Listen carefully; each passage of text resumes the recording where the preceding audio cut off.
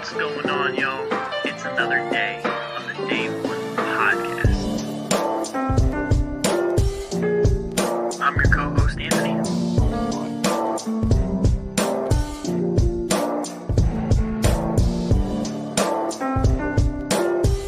I got my co-host, Kyle. Say what's up. What's happening, y'all?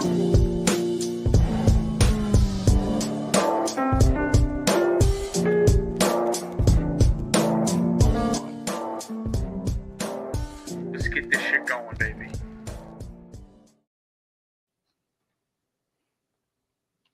Thank you, guys. Thank you. The big 1,000. Take the picture. There's no video of it. No video of it. There's no video proof that we hit 1,000. You know, there's radio, there's legend, there's stories. No video. Look, my great-grandfather once told me the Day One podcast hit 1,000 subscribers. Here we at. Hell yeah. Woo-hoo! Let's go, baby. The big 1K. Appreciate y'all for tapping in. The road to 2K starts now, but really appreciate the love and support over, the last couple of years, especially this football season. We've really taken off, and obviously appreciate Smitty for being on with us. Hey, he said he's the missing piece. He is. We the big three. We've tripled our sub count since kickoff week. We have. So yeah, again, we appreciate y'all. What's going on, y'all? It's another day on the Day One podcast. I'm your co-host, Bucket Hat Ant. I got my co-hosts, Kyle and Smitty. Say what's up. What's happening?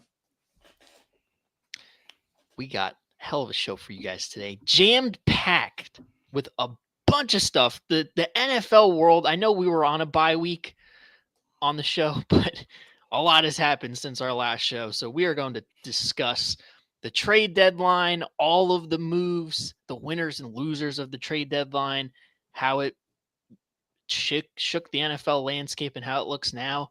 We'll discuss some of the games from last week and obviously discuss this coming week and discuss some hoops as well. But before you do that, drop a like, subscribe, do all that fun stuff. Turn on the notification bell so you do not miss a single video. We just hit 1K, and we are on the road to 2K. So it doesn't stop here. So keep tapping in, keep hitting the like, and supporting the boys. And hit the like and subscribe. 4133 the pod. We lit, bro. We're so back. I'm super hyped. I'm so happy. We hit 1,000. Job ain't finished. Job finished? I don't think so. I don't think so. Nah, job ain't finished till I'm paying my fucking bills, all right? Let's be so serious right now. Until I can sit my ass here all day, watch ball, and talk about it, job ain't finished. Facts. And even then, the work just starts. So let's be so serious right now. Yeah. Yeah, a lot of love for y'all. It's been incredible.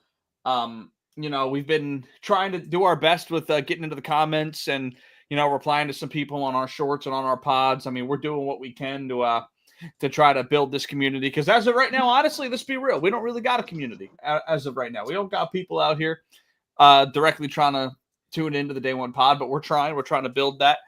Got a few, but more consistent base. Yeah, right. Always the goal.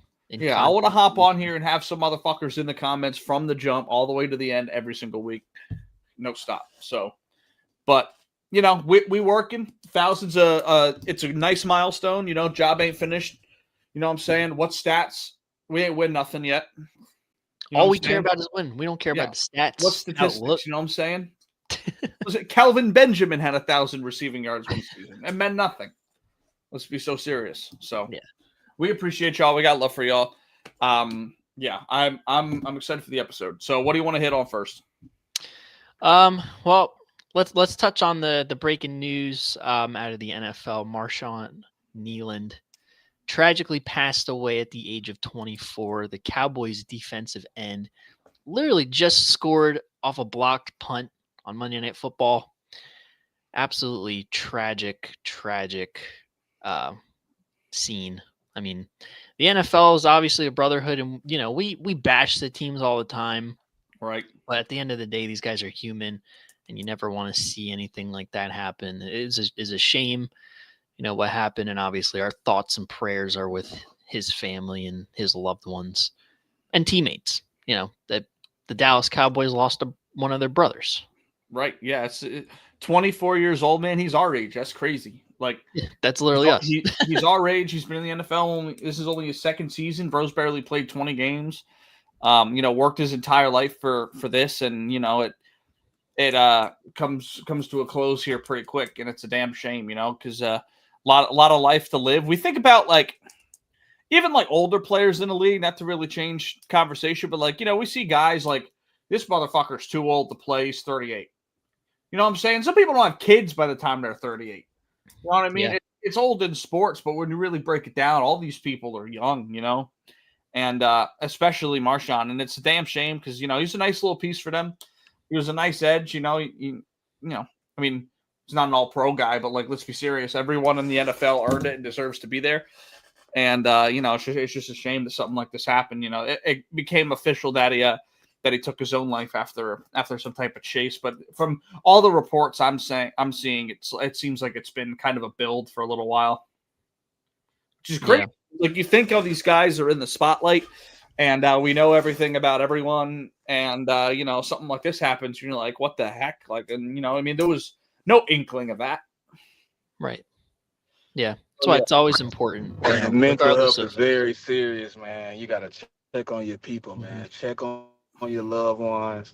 Make sure they're okay, because you never know what they're going through, man. Yeah, just because they making millions or they living good life don't mean they happy on the inside, man. This man obviously making, just like somebody, I think Kyle just said it, he living his dream. He worked his whole life for this, still wasn't happy mentally. You know what I mean? To the point where he took his own life today. You know what I mean? So prayers to his family, man. Prayers to the Cowboys. You know what I mean? And prayers for everybody, loved ones, man, that's going through something right now, man. Hopefully, they're able to come through it. Yeah. And just to close on it, because we won't stick too long on it, it's you see a lot of the people on social medias and his family and all those kinds of things. And it, grief is a very good teller of love. You know what I mean? If there's a lot of people grieving, it's love persevering. You know what I'm saying? So that's kind of what it is. So, he was loved. He had a girlfriend, he had a family, teammates, people that he spent, hours and hours and hours a week with, days. So, it's a shame, but rest in peace, Marshawn Nealon. Yeah. Rest in peace. Prayers out to him and obviously his teammates, friends, loved ones. It's a shame. But like Smitty said, check up on your people, make sure they're all good, because this mental health stuff it's real. It's real. Yeah. Not to make light of it, but speaking of mental health, Antonio Brown. Antonio Brown got arrested today, finally, after his warrant went out 3 months ago? 4 months ago? Something I didn't even know his warrant went out. This is news to me. Yeah, this is 4 months ago. What do you think, Smitty? Is that timeline right? 3-4 months? Yeah. When was that fight? The Crawford fight. Oh yeah. So maybe not that long ago. A couple months. 2 months. About 2 months. Yeah. So he's been on the run, still tweeting. He cut his hair off. Did y'all see the picture that when they caught him today? He had a super low cut, looking like a runaway African. That was crazy. Yeah. If anybody's watching, you can go take a look at AB's mugshot on our channel, on our shorts. I made a post about it, so you can go take a look at that. But yeah, crazy situation. It's for attempted murder.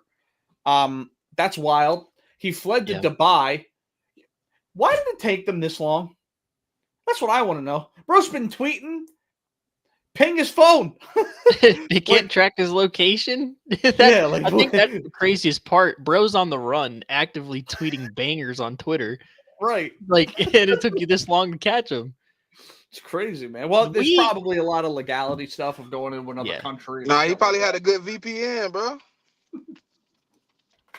Yeah, but Palantir and these companies can sniff out your location even with the VPN. It don't tell me there's not one person in Dubai was get him.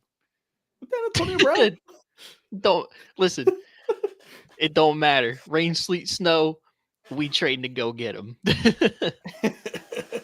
But I ain't gonna that's even lie. crazy. The Yeah. people in Dubai probably don't care. He's spending so much money. He over there balling out. They don't give a damn. Well, They're didn't like, he oh, go you on the bankrupt like run? 6? He don't got money. Didn't he go bankrupt like 6 months ago? Bankrupt don't mean you broke. That's true. You know that. Yeah, that's true. That's a good point. It just means you say that the money you have can't afford to pay the debt that you have. Yeah, That's what bankruptcy true. really is. that's a good point. Yeah, Yep. true. But Whatever he had, crazy ass situation. I mean, we know this dude has CTE and mental issues, but I mean, attempted murder. yeah. There's all kinds of stuff. There's all kinds of stuff with AB. Like, I mean, we could really sit here for hours and talk about the. You dumb seen the shit he's- video, right, Kyle? The video? Yeah, of what he getting charged for. No, I didn't see the actual video. What is it? Oh man, y'all gotta find the video and watch it. Yeah, pull that up, Kyle. He Chiquita, deserves how the we charge, doing? kinda. Let me Like they see what arguing. All of a sudden, you just see AB pull out a gun and start chasing buddy. Oh shit. Let's see. I don't know if we can show that on the channel. Oh yeah, is it in front of? Is it in front of like a garage door? It should be like outside. Yeah, it should be like outside. They probably like it might be a garage door. Big group of people fighting. Yeah, you go watch it. If you'll see AB walking with a big ass like it got to be like a 40. It's like a blonde. It's like a blonde girl on the phone. I'm like recording it. Yeah. Yeah. Wow. That's crazy shit. Hey man. Oh, this he like chasing buddy. Dude like running for his life. Like, oh my God, please don't shoot me. And AB behind him like, yeah, I used to play in the NFL. You can't outrun me in a pistol. Like, That's funny. yeah. Okay, so this tweet I'm reading here. So this stuff has been in the works for 6 months. That's insane. Okay, 6 months. Yeah. 6 months. And they caught bro out in the open. Like what? Bro, it's Antonio Brown. He's not been outside he's been outside his hotel in the last 6 months. Yeah. I don't know. Whatever. Who cares? They You got think bro. you think he could fly under the radar? No. It's like one of the most polarizing athlete sports figures in the world. He's a character, bro. Yeah. Mm-hmm. It's a shame because, like, you see some of the videos when he was young, and how he was with his teammates and shit like that. It's so crazy what this game can. Soft-spoken guy. It's and crazy. Then I mean, like we had the conversation, a couple weeks back. We did the hot take segment about him being up there with the greatest wide receivers ever. Yeah. Obviously his football resume stacks up, but then when you look at stuff like this, it's like, well, he can't have any consideration. You can't Hall of Fame a dude with these type of allegations on the rap sheet, man. No. No. The pool incident, this. You just doing too much, bro. You just doing Tiana too much, Trump video. Yeah. Bro, you have one of the greatest runs in wide receiver / NFL history. But you won't be considered for the Hall of Fame because your allegations on your name are outrageous. Yeah. It's not gonna happen. I mean, him running off. I can't even see the comments. What's good? him running off the field against New York back then was probably probably enough to keep people from voting him in. That's just the disrespect to the game, and knowing the story leading up to that, like the fallout with Pittsburgh, and then like Tom Brady basically saving the guy's life and bringing him in and doing all that kind of stuff. Yeah. And the whole thing with the Raiders. Yeah, the Raiders. Oh my God, what a mess. Yeah. Yeah. Yeah, it's a shame. I mean, yeah. His Hall of Fame career was probably done before it even left the league. Yeah. I mean, like you look at like T.O. T.O. isn't even a quarter of the head case that Antonio Brown is. Right.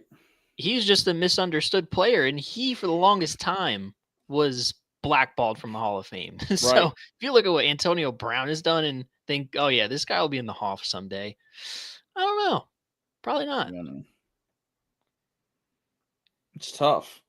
Yeah, it's a shame, but like, as much as the on-field product matters in that sense, it's also the perception off-field.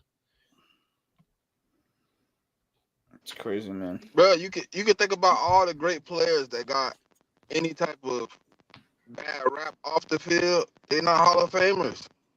And if they are, they had to play the waiting game for a long while. Yep. Yep. So if he do make it, it just won't be soon. Yeah. For sure. Yeah. Yeah, I mean, it'll be one of those situations where we forget about all of this off-field nonsense in like 20 years and say, oh yeah, Antonio Brown, he should be in the Hall of Fame. It's a shame because he should be in. Oh yeah, for sure. I mean, ability alone, he's a top 5 guy, and that might even be a little low. Like, yeah, and the numbers back it up, and he's a Super Bowl champion, so and he has his personal accolades, so like that's all you need. Yeah.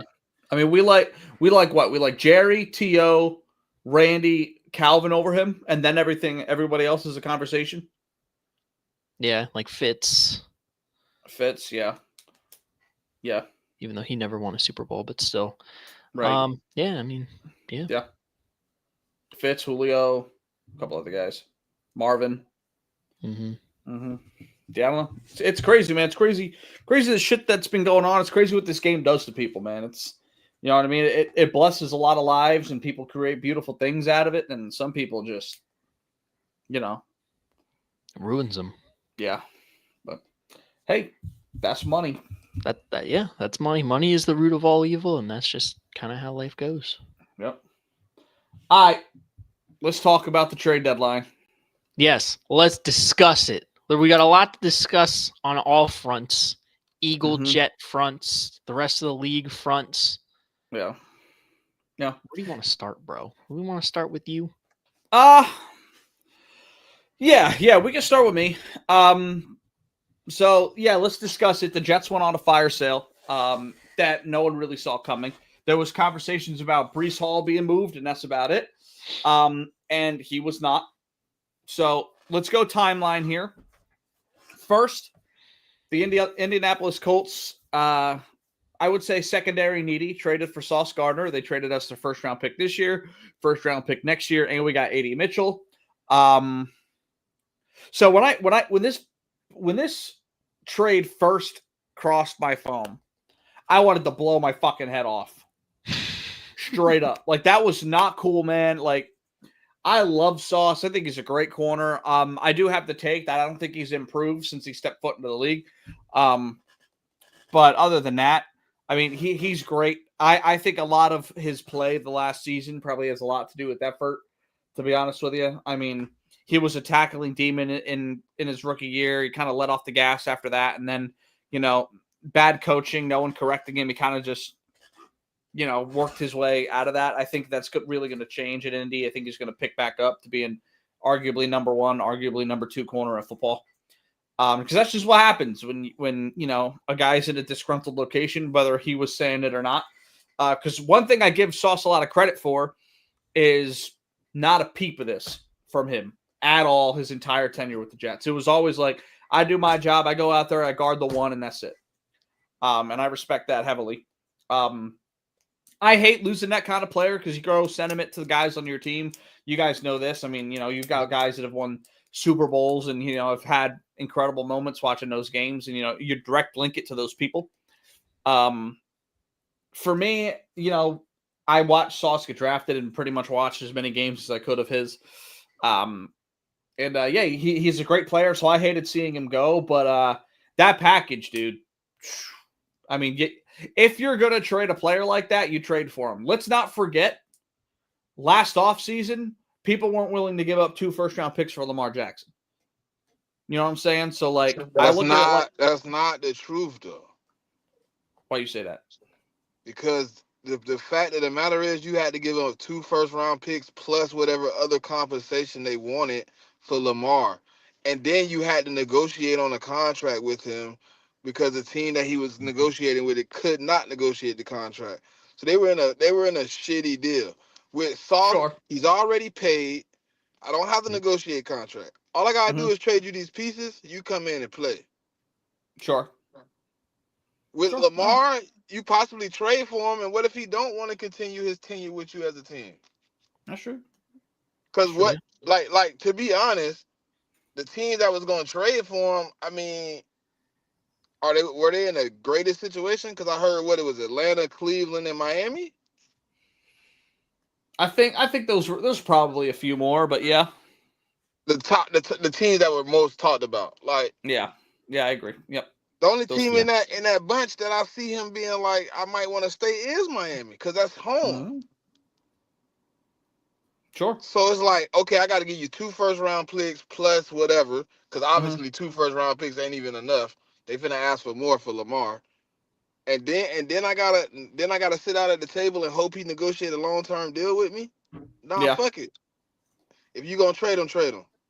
Sure. But with Sauce, it was to me, I felt like they gave up too much I agree. because I feel like if you don't get the results out of the season that you like have on the table, then you kind of lose the deal because the whole point of trading 2 first-round picks is because they're gonna be in the 30s. Yeah. Yeah. Well, Yeah. what it does, and to talk more about it, like what it does for them is that not only does it give them like confidence to shore up their secondary and their defense, but also puts a lot of pressure, but a lot of trust on Daniel Jones. You don't make a trade like this unless you think you've got the quarterback figured out. Whether they're right or wrong, they think they've got it figured out. Yeah. So that's a big thing is they've got the trust they think in their quarterback. And we say that, of course, coming off a game where he had 5 turnovers. Personally, I think that's probably an outlier. I expect him to play just as well as he has all year the rest of the year. Maybe another dud or two, but if he really falls on his face, we're probably not going to see it until the playoffs. That's just kind of my thought. I thought like last week was just a bad week, and it's more of what we expect out of Daniel Jones, but in terms of like the future and the rest of the season, I don't expect that to hold true. And obviously the team doesn't either. So yeah, I was very pleased with what we got back. Especially like the throw in of AD Mitchell. Like that guy was a 2nd-round pick 2 years ago or last year, 2 years ago, something like that. Yeah, I think it was Yeah, first, second rounder. this is second year. This is second year. That's talent. He's an over the top receiver. He had a solid rookie stint and a couple good stretches in his career. He's been not as great this past year, but the one thing that gives me a little bit of excitement is the Colts they're deep as hell at receiver. 1 week it's Josh Downs, 1 week it's Alec Pierce. They got Tyler Warren, they got Michael Pittman. Like they've got a lot of guys, and AD Mitchell probably was the odd man out. So I kind of like that addition for essentially nothing. So I'll take it. Yeah. And then the 2 first-round picks is really like that's clutch. A lot of people make the argument, and I think it's kind of funny that it's like the Jets traded Quinnen Williams and Sauce Gardner for picks that they hope become Sauce Gardner and Quinnen Williams. You know what I mean? It's kind of true. Yeah. I mean, that's kind of the point, though. Right, but I think this is probably going to be a tipping point to try to shift over to offense, because a lot of people are like, why are you trading these players in your prime? But like, let's be serious. If we draft the quarterback next year, chances are he's probably not ready to compete for a Super Bowl for 3 years if he's good to great, right? Mm-hmm. That Quinnen Williams is now 30. Sauce is really deep into his contract, almost on his way out the door. Garrett's paid. Brees is paid if he stays. Jermaine's paid. Like all these people have money on them. Right. So it's kind of like the team, if we were to compete and if we had the pieces in place, the last year, the year before that, and probably this year and maybe next would have been the window. So I think that's the argument. And you capitalize on a piece while they've got their most value if you're not going to compete. So I'm not mad at it. Again, the first round picks are great. I honestly think if you so say let's just say, for instance, right? Yeah. With your personal pick, we're gonna take out of their picks, right? Let's say, for instance, with your personal Jets pick, you hit on quarterback in the first round next year. Yeah. In my opinion, that would be a dumb move at that point. But if you hit on quarterback, if you end up hitting on quarterback in 2027, I understand it because I know like Sauce contract really kick in 2028, 2029. Yeah. like it really started paying dividends, and then you would have had to extend Quentin Williams at that point. Right. Like, then I understand it. But if you go into this draft this year, 2026 draft, Yeah. you hit on quarterback, then I think you lose the trade. Well, here's why I disagree. I know your sentiment because it's kind of like you've got a rookie deal, go compete now while you have the horses. Mhm. But my argument would be I think there's a lot of other issues with the team as well. Now they obviously create a big issue losing a number one corner, but like that us hitting on quarterback doesn't solve the fact that Josh Reynolds is our 2. It doesn't solve the fact that Alan Lazard is our 3. It doesn't solve the fact that Quincy Williams has fallen off since his all-pro season. Jermaine Sherwood is good, not great. I like our D-line. I liked our D-line, let's say that. And then, like, we need help at second corner. Our safeties are kind of meh. Like, there's a lot of holes on this team. Like, really, if you don't make this trade, you've got a nice quarterback 1, a nice D tackle, a set offensive line, and a quarterback and a receiver. That's what you've got. Now, you could say that's enough to get a lot done, but if the goal is to do a little bit of damage, then we're not having the right goal. Obviously, a team like this should be trying to get into the playoffs and not win a Super Bowl. And sure, maybe we make the playoffs next year if we hit on a draft pick in his rookie season. But by the time he's actually ready to compete, I don't think it would have been at a point where it would have worked out. So sure, like I understand what you mean there, but there's still a lot of other things that we need to address. So say we don't trade Sauce, we have 1 first-round pick this year, 1 first-round pick next year, because think about, Quinnen not being there. The odds of us hitting on in the later picks, the way we've been drafting of late, receiver, corner 2, linebacker, another D tackle, like there's a lot of things this team still needs surface level and depth-wise that I didn't see it. It would have taken too long by the time all of our top talent was getting too old. So, plus people want to leave, the contracts are up, like all that kind of stuff. That shit happens.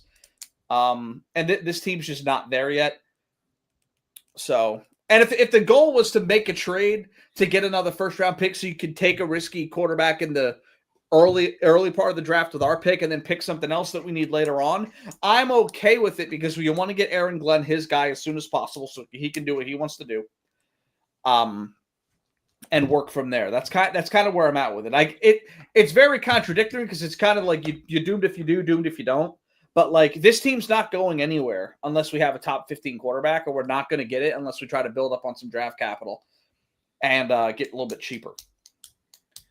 So that's kind of what I'm sorry. I hope your new GM and your new head coach do better than your previous tenured GMs and head coaches. But I don't trust it just right now to draft a quarterback. No, I don't either. No. But then again, you don't really trust any team to draft a quarterback. It's kind of like I mean, obviously you trust it's teams some I more trust. than others. It's really no. There's teams that you can look at their historical value of quarterback and be like, hey, those teams normally have a decent quarterback. Like Cincinnati might be a shitty team. They kept a nice receiver, kept a nice quarterback. Yeah. Always have. Green Bay. I don't like Jordan Love that much, but they keep a decent quarterback. They keep a decent slew of receivers. And what's funny is, right, we have the discourse like, oh, Green Bay has so many receivers. But that's always been their thing. They've always been like a team with like 3 or 4 guys, Donald Driver, Jordy Nelson. Like they always had like a slew of people and a tight end with a decent run game. Like they've always been that team. And it's like funny because like now it's like pointed out, it's like harped on. Like, man, we can't bet on the Green Bay receivers because you never know who they're gonna throw to. I remember it being like that watching Aaron Rodgers week to week. 1 week, Donald Driver goes stupid. The next week, Jordy Nelson goes stupid. What was the other dude? Jennings? Greg Jennings. Yeah. Greg Jennings go dumb. Like, and then the tight end kick in. It's like, bruh. Yeah. I never knew. Like, it's teams like that, though. With the Jets, I've always bet on them having decent defense. Oh, yeah. I bet on them having a decent one or two pieces on the offense. The quarterback has never been a thing. No, and it really, if we want to have like the existential conversation, like we're never really going to win while we have Woody Johnson as our owner. But like a GM's got a job to do, and I'm trying to predict kind of what he's doing. So that's kind of where I'm at with it. That's why I said I hope the new GM has a better insight and better skills at addressing positions. Because, like, to be honest, like I was looking at y'all previous first round draft picks. It wasn't bad. No, it's really not bad. It's quarterback that we missed on. The one pick that stand out in all the picks is Zach Wilson. I'm like, fuck. Yeah. Yep. And really the two bad picks for us were Mekhi Becton and Zach. That's really it. No, I think Mekhi Becton was malpractice on y'all behalf. Yeah, that's what I'm saying. They're bad picks. I realize. I think like y'all didn't realize he just wasn't a tackle. Yeah, that's fair. Yeah. But like other than that, I mean, Sauce first round, Garrett first round. Sam Darnold didn't work for us, but I mean, we see what Sam Darnold does with a competent coaching staff around him. You know what I mean? Like, like he looks like he was worth that pick back in the day. I wonder if Zach Wilson go to a Kevin O'Connell or Mike Shanahan. Does he turn out to be decent? The only place he would have success in is San Francisco because everyone does. So, you know what I mean? My grandmother could go out there and, but ain't he in Miami right now? Yeah. I think he got cut. Did he? I think he was cut. there for. It's either he got cut or he got like delegated to the practice squad, shit like that. But yeah, I think he might be the emergency quarterback. Might be, yeah. But yeah, that's kind of where I'm at with it. So because nobody knows who the Eagles' emergency quarterback is until we tell them. Yeah. Mm-hmm. Sam Howell. I mean, Sam Howell. I've got some hope for the future because like the other part of it too is like these GMs and coaches want to get their guys in position. Now trading to like previous All-Pro players is kind of like, well, what are you doing? But as surface value, I get it. You're trying to get the players you want, and like to get the value that they got for those two players, I can't really be upset. I mean, the reason why I'm not mad at the Sauce thing, if Sauce was still the player he was in year 1 and year 2, now performing that level, I'd be pissed. But Sauce has not quite been the same corner, still like a top 20, 15 guy, but like there's no effort in tackling. There's a few things that I have issues with. So to trade off of him there and like now his money's going to kick in. Does he get back to that All-Pro level? If he does, good for the Colts. If he doesn't, we win the trade. I'll take it. And then the Quinnen Williams trade, brilliant. Absolutely brilliant. How do the Cowboys, they traded 90% of what they got back from Micah Parsons for Quinnen Williams. They said, you know what? We don't want to be paying top dollar to a defensive player. We're not going to give him the money, so we're going to trade him for assets to build in the future and try to get more guys in the locker room. They then take basically those same assets minus a first-round pick for a second, trade it for an older, lesser player that is a top dollar defensive player. I don't know. Have you looked at their D-tackle payout right now? You're not getting my point. No. I get your point. I'm adding to your point. Okay. They said they're not going to pay Micah, right? Yeah. And now they're paying over $60+ million at D-tackle. Right. Right. Now, if you forget about the Micah Parsons trade, right? This is a good trade for Dallas. You get help in the defensive spot. Quinnen Williams is the only top 10 PFF graded defensive player that's top 10 in pass rush and in run defense. So, that's something, I guess. I mean, we all know he's a good player. Like we were having arguments two years ago, last year, that he's a top 3 defensive tackle in football.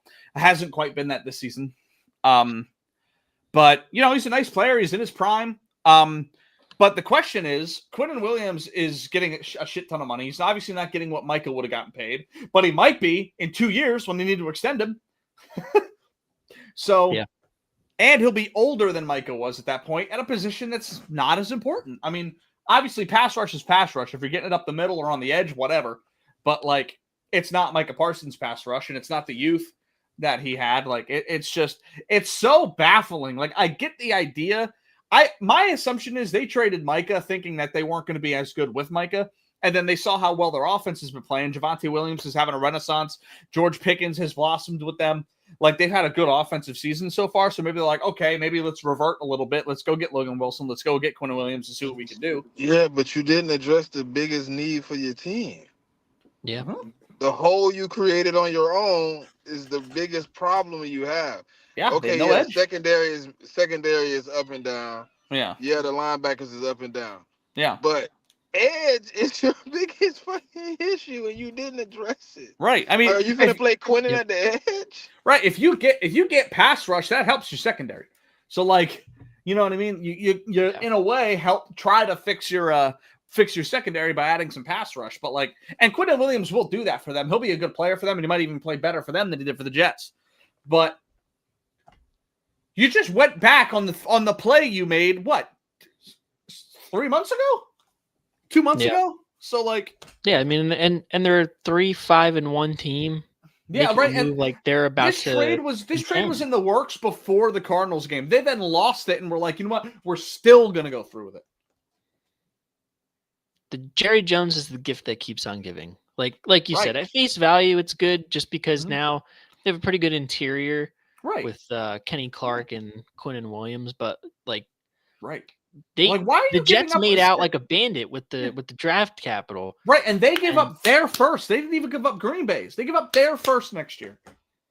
So now they're going to be what?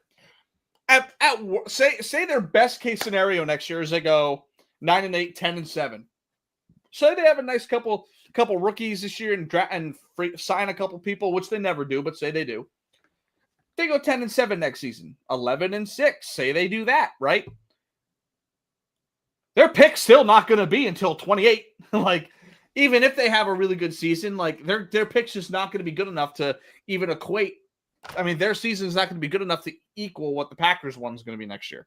So, like, it's malpractice. You trade for more assets to basically do what we were doing. Gut some of your money, save on that, get some different players in there that you want, some youth. Like, try to build it a different way. I'm on the firm believer that we're trying to go all offense in terms of our assets because Aaron Glenn, defensive coach, you think maybe he can do more with less defensively. So maybe you take a little bit of the money out of that, you try to dump it into your offense. And, you know, I think actually our offensive coordinator has been very good. I think we've had some really good play calls and, you know, receivers are getting open and shit. I just think we need more depth at receiver and a better quarterback. And I think it actually clicks pretty well because I like Mason Taylor as a tight end. And our offensive line is set. So we'll kind of see what we do if we can go out there and address those needs. But, like, you know, I don't know. I think I hate to lose those players. I really do. But, like, we're not doing anything this year. We're not doing nothing. We're not doing nothing next year. Because, like, we just have too many things that need to address. I wish the Browns thought like y'all. Right, they should have dumped. Yeah. They would have gotten probably a first. Myles Garrett and Denzel Ward, they would have got a king's ransom, bro. Yeah. we apparently were willing to give up a better roster for Myles Garrett. No, that's not fake. No, that 3 first rounders is real. Mm-hmm. How we was really finna give up 3 first rounders if they would have said yeah, but then they started asking for, well, can you add such and such to the 3 first rounders? Howie was like, all right, you asking for too much. Right. Like the 3 first rounders is already out of my element, and now you asking for players and shit. Like, you better go draft them. Right. Yeah. Shit, I'm giving you 3 first rounders. Yeah. I like the way that you guys are attacking it, just kind of pulling the plug sooner rather than later. And I think compensation wise, you guys did great with the Sauce trade. I think that was you really couldn't do better trading those 2 players. Yeah. You really couldn't. I think hold on. And Howie even confirmed it yesterday that he was in very high pursuit for that man. We've known. But if he'd have get them 3 first, I wouldn't have been mad. I would have been a little bit like antsy because I'm like, all right, now we got to go win. Yeah. I would have been like, this is it. Like this Mhm. this is the window. Have you guys now been it's drafting really well out of the first round? Like second, Yeah. third, fourth, fifth? Yeah. yeah, we've been Okay. drafting well across the board, but especially Okay. in the first 3 rounds. We've Okay. hit Well, on that practically my everybody. my only issue would have been if you guys aren't drafting that well outside of the top 60, maybe you keep those first round picks for safety. But I mean, Quinyon Mitchell, Jalen Carter, Jahad Campbell. Coop. are they all Coop in the first round picks? second. Those are, all of Yeah. those. Quinyon, Jalen Carter, Right. Jahad Campbell, first rounders. Right. Well, Coop, what I'm saying is if you're not drafting, Kuba. like you trade those picks if you're drafting well deep in the draft. That's what I mean. Yeah. Well, if Yeah, you're but, not, like, if he that's not looks like performing that second- well, Yeah, like second, third, fourth round with me, like Coop, second rounder, Makuba's a second rounder. okay. Jalix Hunt was a third Yeah. rounder last year. Like, Yeah. we're drafting pretty decent guys. Okay. Yeah, I Off the don't board. know what the like where everyone got drafted and stuff like that. I'm not that Yeah. in tune, so I'm just asking. I would have been skeptical about giving up 3 firsts just because it's like, all right, like this has to be. Y'all would have But gotten them. Y'all would have gotten them back if y'all had to move somebody later. for a guy like We- Myles Garrett, you got to do. We it, have though. been drafting well though in the later rounds, so I would have been okay. Yeah, that's But where my head was the at. window, you gotta be NFC Championship game for the whole 3 years, and I need at least 2 Super Bowl appearances, and I need at least one of those to be a dub. If y'all Yeah. had Myles Garrett, y'all can have a trophy. Y'all can have it. Y'all can have it. Especially if you Because don't we give are- up. Especially if you don't give up a player that's like, contributing that much on your team. You know what I mean? Like if you gave up Jalix Hunt 3 first round picks for Myles Garrett, I would have been like, thanks for your service, buddy. See you later. I like Jalix Hunt, but yeah, You're not for gonna Myles not Garrett- gonna get the amount of sacks Myles Garrett's gonna get this season in your whole rookie contract. See you later. Yeah, but That's why I know, know. the Browns asked for somebody crazy, bro. I know Oh, they for was like, sure. well, can I get They- Jalen Carter? Can I get? They were something probably like, that? give they it And probably we're like, asked AB. for Jordan Davis and Nolan Smith. Oh, and we're like 3 first rounders and Jordan Davis and Nolan. Nah, No way. yeah. No way. No, you couldn't even ask for Nolan. He was on IR. Mhm. Yeah. I mean, But Myles Garrett's I one like- of them ones, dude. I mean, he. Bro, y'all don't know how smart Howie is. The players he didn't want to be involved in the trade deadline, he left them bitches on IR until right after. Look, he activated like 5 players today. Jacorian Bennett. Jacorian Bennett, Willie Lampkin, Nolan Smith. Yep. I think that's the 3, right? I think so. You Yeah. feel like that, yeah. But Like- no, I like it for you guys. The compensation. I had We got a conversation we gotta have though. I hit a parlay. Hell yeah. Let's go. Kyler Murray is finished in Arizona. Oh hell yeah. That hit. Let's go. Let's go. I I think tailed he you on done, that. bro. I think he done. I think they called it quits. There's Cardinals. no way last week I watched video of how he was performing in practice. You say he's not able to be 100%, but he might have a role in the offense. Jacoby Brissett has a good game. The following week after that, you get the same spiel about Kyler. He's on the fringe. He's day to day. He'll be back, soon. You know what I mean? Jacoby Brissett goes out and has an even better performance than the first performance. Yeah. And then you name Jacoby Brissett the starter. The next day, a person you said that was day to day, you didn't announce any type of setback. You put him on IR. That basically is, to me, a 4-week evaluation period if Jacoby Brissett can be the bridge until they address quarterbacks. Yeah. Yeah. You already got 2 weeks in the books. So they're finna give him basically 6 weeks to see what he got. If you perform well and the offense continues to look like it's looking right now, then we might do some things where we could bring in a quarterback and we can extend you to stay here and do what the Patriots were trying to do with you last year. Yeah. Kyle, would you want the Jets to go after Kyler Murray if that was the case? No. Kyler Murray don't love football. He loves Black Ops. He don't love football. It's very clear as day. He's the talent that he has. It's like he hasn't improved since he stepped foot in the league. Like He's like the Ben Simmons of quarterback. I disagree. I think he hasn't improved since that second year with Cliff. Yeah. I agree with that. Like there's been no, and it's like, say what you want about all this shit you see on like social media of like, working in the off season and doing all that kind of crap. Like, Kyler ain't doing none of that. He don't give a shit. Like, I really don't think he cares. I really don't think he does. I don't think he does. Bro, that man seemed like to me, he the guy that's like, he sit around and play the game, and then it was like, somebody call him like, hey, bro, you want to catch it? You want to catch a little, like, throw? Yeah, I'll come out, whatever. Yeah. And he goes out and throws it a little bit, and he's like, all right, I'm finna go play the game. Yeah. I don't want to go out.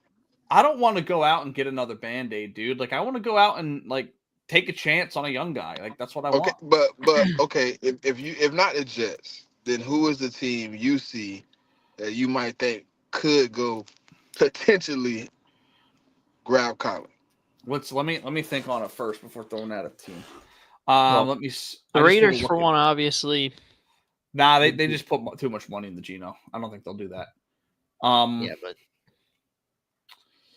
let's see. So a big one that's very interesting is if Daniel Jones fizzles out as Indiana.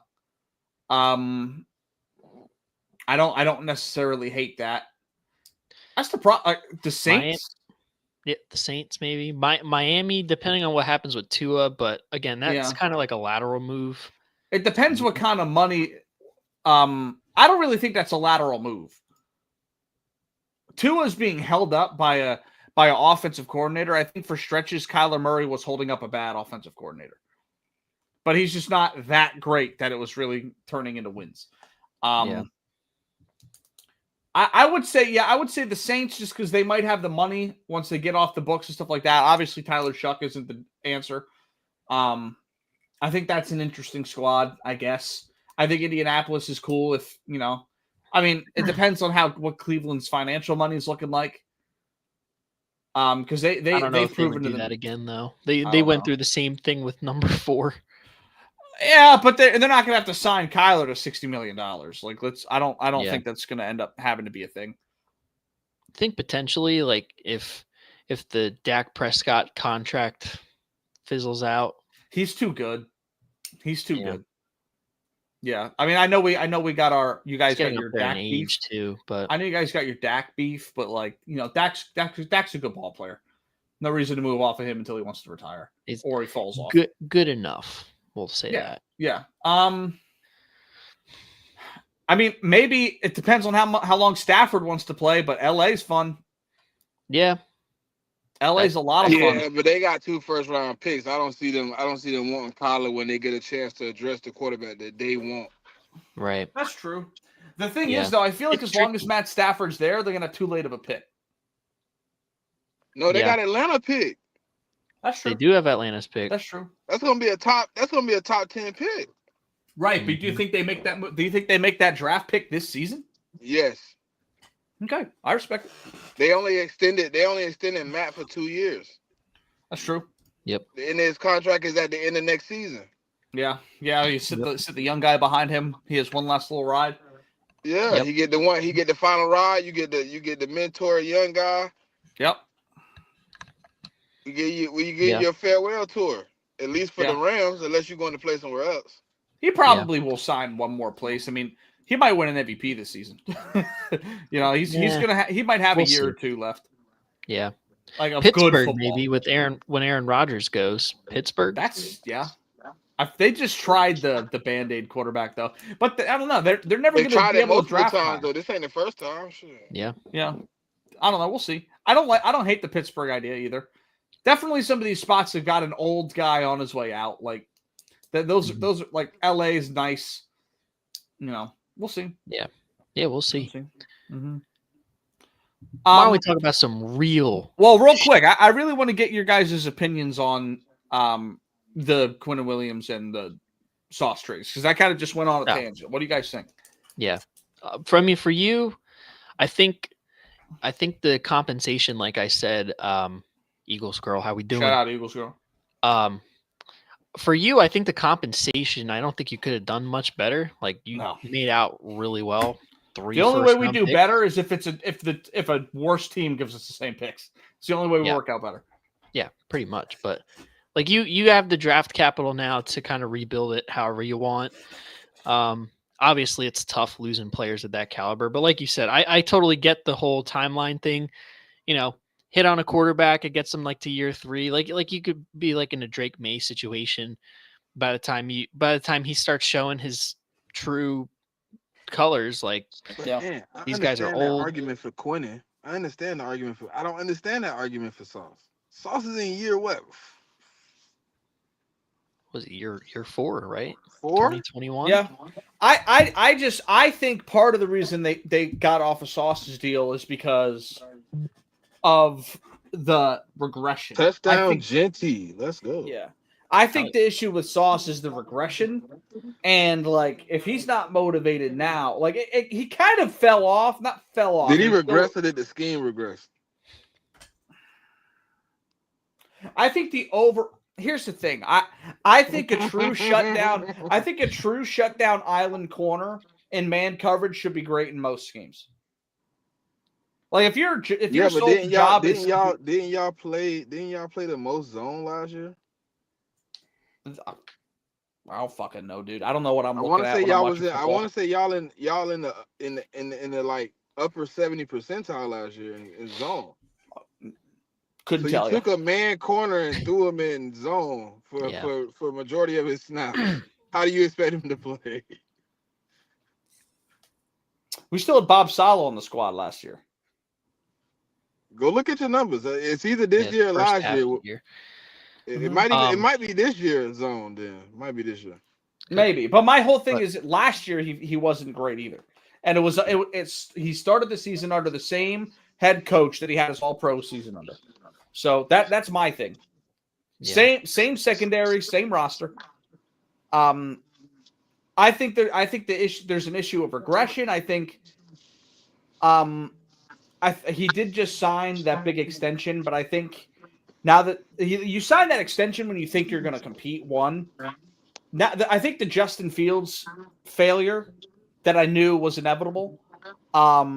I think that's really put the nail in the coffin for a lot of things. Like Sauce could be great by then, but what other opportunity are you going to have to like get 2 first-round picks like that? That's my other argument too. And they get a young, I wouldn't say promising, but a high potential receiver too. So like, he promising. He done had a couple. He done had a couple breakout games. Yeah. So like, there is a lot that they got out of this. That's why I'm like, damn. What if they do hit on the quarterback next year? Like, right, the defense is gonna be mid. Right, but to ask a rookie quarterback to like, even with the pieces that we have, to ask a rookie quarterback to go out there and actually make a run. You know what I mean? Like, not everyone's going to be C.J. Stroud out of the draft. Drake May. Sure.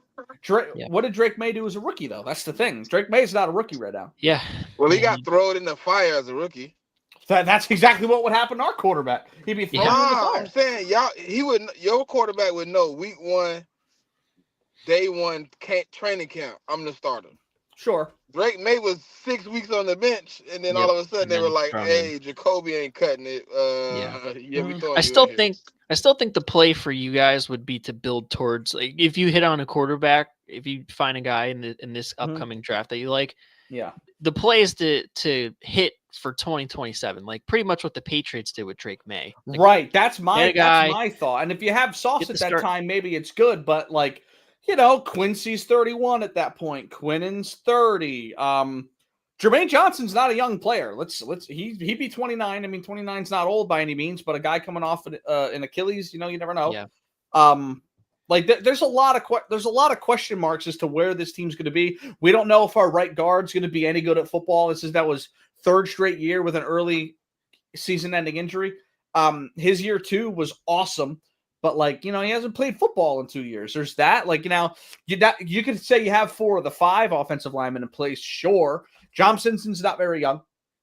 So he could be gone too. Like I feel like they're it's purgatory really, and I think they're kind of just in the position where they're like, if we're going to be in purgatory, we might as well just gut the roster.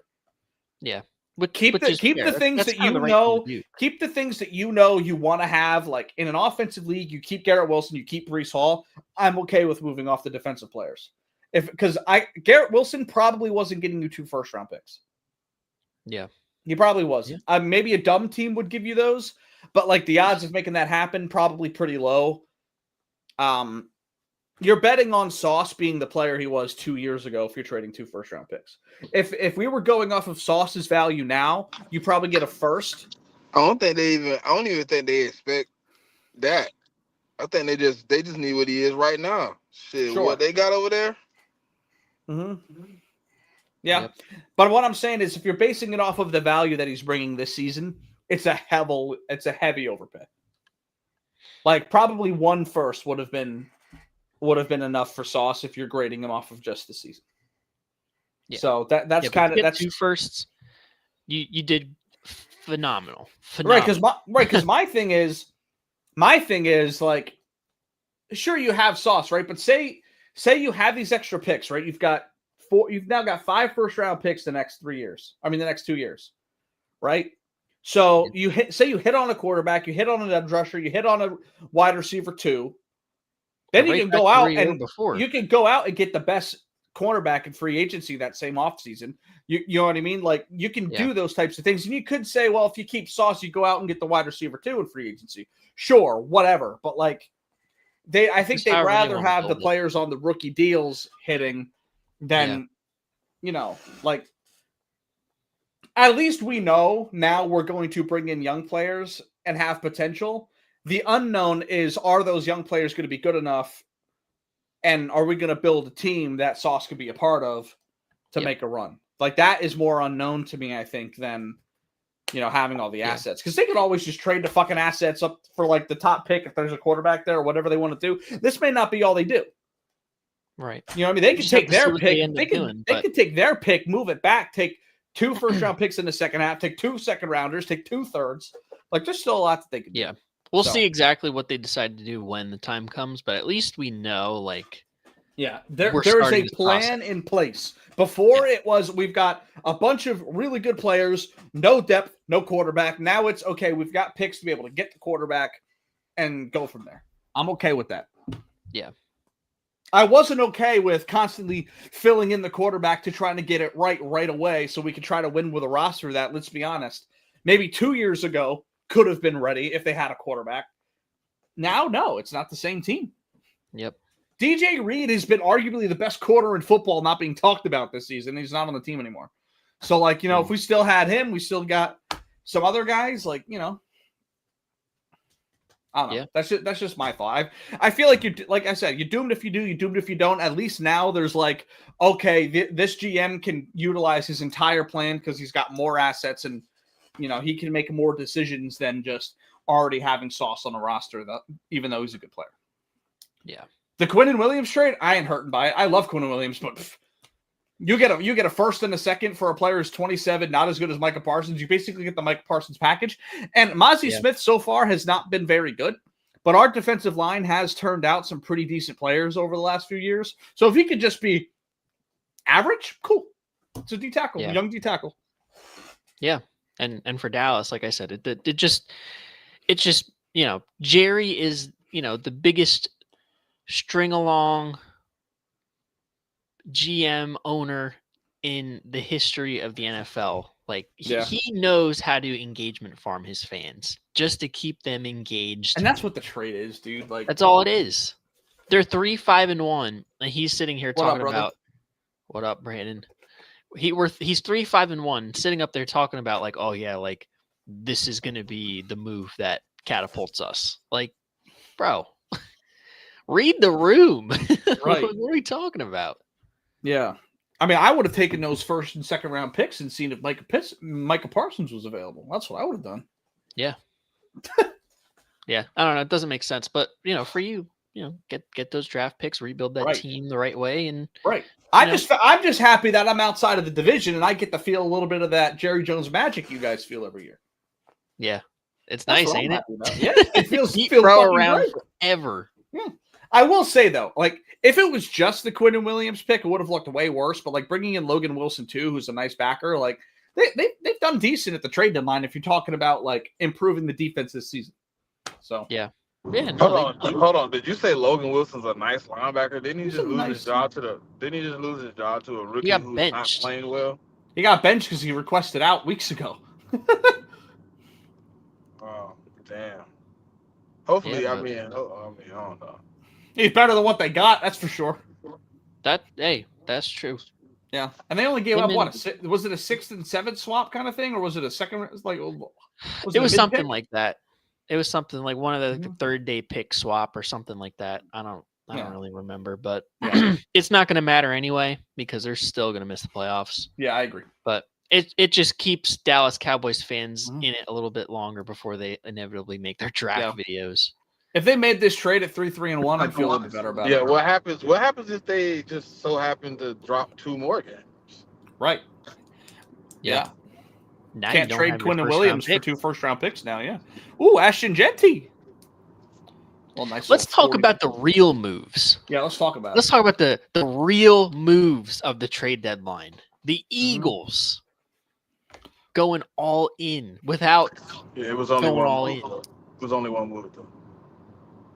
The other Jalen move, Phillips. yeah, the Jalen Phillips, top tier. Yeah. The other two, I'm scared. I can speak from I- experience. The Michael Carter move, I love for you guys. Yeah. I mean, I like them all. I might feel a little bit differently about Jair Alexander than a lot of people. Mhm. Like, let's start with Jalen Phillips, though. Absolute A+ move by Howie Roseman. Yeah. All of a sudden, edge rusher, arguably the most weakest part of our team, is suddenly one of the strongest. Yeah. Now that we got Nolan Smith back, Jalen Phillips, BG out of retirement. He's a difference maker, tone setter on that edge. Yeah. Leads the league in pressures. What's he got? Like 3-4 sacks. I think he's got Played 3 every sacks game. as of right now. 3 sacks. Yep. 3 sacks. not bad coming His off. best season was probably his rookie year. 17 games, 5 started, 8.5 sacks. Nah, Yeah. that season with that 2023 season with Vic, before he got Yeah. hurt, didn't he have like 8 sacks? Before the injury. Yeah, he had 8 yeah, sacks. yeah. No, he had 6 Yeah. and 8 games. 6 and 8 games. Yep, 6 Yeah. and 8 games, 6 and 6 starts. He's been a Yep. consistent right. sack getter. Like, he doesn't put up like the Yeah. double digit numbers, but he's been a consistent guy that gets pressure, sets the Yeah. tone in that, and also pretty good run defender as well. That's an area that we've struggled in mightily. So Right. getting a guy like that is going to change the defensive line, because Mhm. now you look, you got the Georgia boys in the middle, Nolan Smith, Jalen Phillips out on the edge, and then rotating in Jalex Hunt and BG, Josh Uche. Like, this is a nice D line. Yep. So I'm very, very excited about that. He's a guy that, if this works out and all goes well with his health, I think he's going to get extended and get a long-term contract here, just because he's that type of player. Yeah. Um, Yeah, and honestly, y'all don't need sacks. You just need pressure, dude. If he's not getting high sack numbers, as long as he's getting after it, like that's our big thing is stopping the run, which we've struggled Yeah. with. Oh. And yeah, I mean, the sack numbers, like the sacks will get there. You just got to get the pressures. I'm We've pretty never- sure. Like, let me see. Like, I'm pretty sure. Like I'll relate it back to a player we were just talking about, Quinnen Williams in his All Pro season. I think he only had like 8 sacks, but he led the league in pressures. Yeah.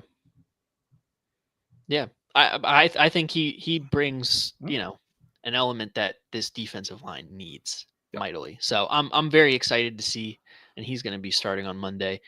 The secondary moves, Jair Alexander from Baltimore for a 7th round pick. A lot of people saying that, and I'm sure Smitty kind of alluded to how he feels about this, but this is just like a nothing burger. I don't think it's a nothing burger. Not saying that he's going to be an all-pro, but he's got to be better than Adoree Jackson. Like, I'm like, what are we doing? Yeah. Have we become so numb to how ass the CB2 position has been? But I get it. He's been hurt the last 2 seasons. He barely played in Baltimore. Wasn't really a scheme fit. But he's 28. He's been an all-pro. You know, we just need him to be 65, 70% of that. Yeah, you don't And need he's him to better come in than and be what your we had. one. He doesn't need to come in and be your one. That's what He's I'm got saying. help. He's got help with Coop and Guantanamo Bay. Like, you don't need him to come in and be great. That's what I'm saying. Mhm. Like, For a if he's 6th round just pick, he good can come in and enough- be average, and that's good. Yeah, he just needs to bring consistency because that's what we just don't have from CB2. Adoree Jackson has been ass. Keely Ringo is very inconsistent. It's been good, been very bad too. We just need somebody to come in and be consistent. I feel like he could be that, but we just got to see it. That's the real question mark. Just because he hasn't really played much this year. 61 total snaps on the season. He's been a healthy scratch too for Baltimore. Just didn't really work out, but I have faith in it. I think, you know, it's a low risk, high reward move because what happens if he balls out? Right. What happens if he balls out? Then we got 2 elite corners. Right. And you're Again. not missing that 6th round pick. That's 7. where people take fullbacks. You ain't missing that. Yeah. And then the move for Michael Carter, I love it because it's also kind of a hedge if Jair Alexander doesn't work. I think you bump Coop outside and then Michael Carter plays in the slot. And he's also kind of like a hybrid guy. We were kind of looking at like slot and safety, similar to what we did with Avonte Maddox when he was here. And you know him better than any of us. Like, he was one Michael of the Carter best. was the best slot cornerbacks for 3 years in the league, and no one was talking about it. Yeah. He was dog. I remember you coming on this show week after week. My dog, Michael Carter. I would say the year we had the best defense, like one of the best defenses in the league, 8 of the 17 games, he was the best corner we had, and that was with Sauce and DJ Reed. He's unbelievable. He's awesome. And he was good before Sauce was there and before DJ was there. So it's not like a product of being around 2 elite shutdown guys. Like, he's been awesome. He just, ever since Robert Saleh left, he hasn't been a scheme fit for us. That's really the problem. Similar to Jair Alexander with the Ravens. Yeah, Michael Carter is going to be awesome for you guys. Yeah. Yeah. Whatever best game Avonte Maddox has given you guys, he's going to be that every week. Yeah. I'm excited. You know, Howie, I still think, like, you know, the 2 big weaknesses on this team, CB2, or really anybody outside of Q and Coop, and then edge rusher were the 2, like, okay, like, this team could make a run, but, you know, there's also these holes. Like, they're not there anymore in my eyes. They're not. Because edge rusher Jalen Phillips got it on lock. We got probably the deepest rotation now. And, you know, if one of those corners hit, great. You know, I'd like to say Jair Alexander could potentially hit. If he doesn't hit, oh well, Coop goes outside, or we just keep giving Ringo run. But Coop goes outside, and then Michael Carter comes in the slot. Like, we have options, and that's all that we could really do for Vic Fangio. Just give him options and let him cook, because he's gonna cook. We know that. But I'm excited to see what this defense looks like on Monday. I know they've been teasing around the CB2 spot, potentially Jair Alexander starting. I don't know if that's for sure. We'll see. He really should. You just need to throw him out there and see what happens. Might as well. I mean, what do we have to lose? Right, like, you know what you have. You know what you have. I think Ringo earned it at the start, though, man. Yeah, he played really well in that Giants and that Vikings game. Yeah, but he wasn't really getting targeted. Yeah, he cut his dreads off. They can't find him no more. They're like, who just do this with the low cut? Now we just go somewhere else with the ball. We don't know who he is. Yeah. We ain't got him on the scouting report. That's my thing though. Like he didn't really get targeted much in the second Giants game. and really in the Vikings game either. But like in that first Giants game, he was getting worked by Lil Jordan Humphrey, and that was enough for me. So, whatever we got to do, I don't care who it is, but I just want to have somebody at CB2 that's competent, consistent, and if they get picked on a little bit, they can hold up their end of the bargain and get some PBUs. Right. I think Jair Alexander brings some good competition. We'll see. I'm going to be a Jair Alexander truther. I know a lot of Eagles I respect Nation is that. like, this guy, he hasn't played. He bum knee. I'll ride with bro. I don't care. I'll be that Bro, guy. the man has missed 3 total seasons in the last 4 years. Like, He Yeah. ain't hurt now though. He's played so we'll see. like 9 games. Yeah. I mean, he said he Kinda- feels good. He said he feels good. I'm a ride with bro. I'll If say he's- You're a little in and out, Smitty. Yeah. I mean, like I said, I mean, I get the criticism. He's been dealing with injuries and hasn't played, many games over the last, couple years. Yeah. But, I mean, change of scenery is always, one thing that, rejuvenizes players. And I think in the Vic Fangio scheme, I think, it's a little bit better of a fit for him. And I think he'll get the most out of a guy like Jair Alexander. Because, like I said, he's still young. He's, 28? So, he's younger for when we traded for Slay. Not saying that Jair Alexander's a CB1, but No. like when we traded for Slay, it was like, all right, like Slay's a little bit older, and he rejuvenated himself a little bit. Yeah, but Slay wasn't not the best season of his career when we traded for him. Or at least 1 year removed from the best season of his career. Yeah, 2017 was like his career year up until that point. Because that's when he was going through it with Patricia, right? In 2017, he was going through it with Patricia, right? Yeah, 18, 19. But the year before that, I thought he had his best season the year before that, if I'm not mistaken, 2016. Yeah. Yeah, but they No. just didn't want to pay him. Listen, if it work out, we gave up a 6th. I mean, if it work out. That's what I'm saying. There's no risk whatsoever. So if he balls out, we look like geniuses. And if he doesn't, well, we gave up a 7th round pick. Yeah, and no one's gonna remember it. Right. Right. Yeah. Yeah, I think the Michael Carter move is bigger than a Jair one, personally. I think you got higher like pure upside with Jair and like headline vibes with that. But like Michael Carter's gonna come in, he's gonna play good ball for you. I just hope you guys start him right away. And back to the point of like Keely Ringo deserves the next start. You know what he's going to give you. You don't know what Jair's going to give you, so you need to find that out as quick as possible. You start him this week. That's my thought. Yeah. Mm-hmm. Yeah, I mean, and you guys aren't hurting to win every single game right now. So if for some reason Jair Alexander blows a game for you guys, you'd rather it happen now.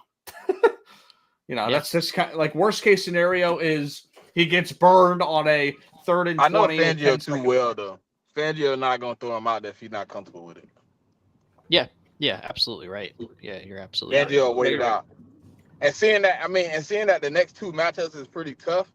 Shit, I don't care which matchup it is. Shit, he got to go to the Lions right after the Green Bay. So it's back to we'll see what he's made of if they decide to start him.